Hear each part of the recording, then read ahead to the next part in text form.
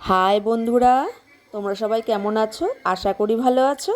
তোমাদের আশীর্বাদে আমিও দেখো খুবই ভালো আছি। তো আজকে চলে আসলাম তোমাদের সামনে আরেকটি রান্নার ভিডিও নিয়ে। তো দেখো, আমি কড়াইতে তেল দিয়ে দিয়েছি, তারপরে দিয়ে দিয়েছি সামান্য পরিমাণে একটু লবণ।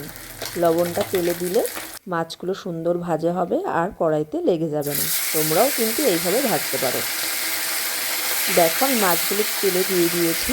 এটাকে কিন্তু আমরা ফ্যাসা মাছ বলি, তোমরা কে কী নামে চেনো আমাকে প্লিজ জানিও। দেখো, মাছগুলো কিন্তু খুব সুন্দর ভাজা হয়ে গেছে, একটা মাছও কিন্তু লেগে যায়নি কড়াইতে। তারপরে আমি সামান্য পরিমাণে কালো জিরে দিয়ে দিলাম। তারপরে এখানে দিয়ে দিলাম সর্ষে বাটা, সর্ষে বেটে, সর্ষে কাঁচা লঙ্কা একসঙ্গে বেটে তার মধ্যে সামান্য পরিমাণে একটু জল দিয়ে দিয়েছি। তারপরে ওটাকে গুলিয়ে জলটা দিয়ে দিয়েছি, আর সর্ষের যে কালো অংশটা সেটা আমি ফেলে দিয়েছি। সেটা খাওয়া একদমই ভালো নয়, ওতে গ্যাসের সমস্যাও হতে পারে। তাই দিয়ে এখন দেখো, আমি মাছগুলো দিয়ে দিয়েছি, ভালোভাবে ফুটে গেছে।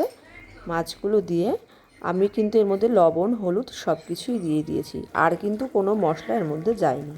দেখো, মাছগুলো ভালো মতন ফুটে গেছে, কত সুন্দর লাগছে দেখতে, খুব টেস্টিও লাগে এইভাবে শীতকালে খেতে। আর এই মাছটা বেশিরভাগ এইভাবে রান্না করলে খুবই সুন্দর লাগে।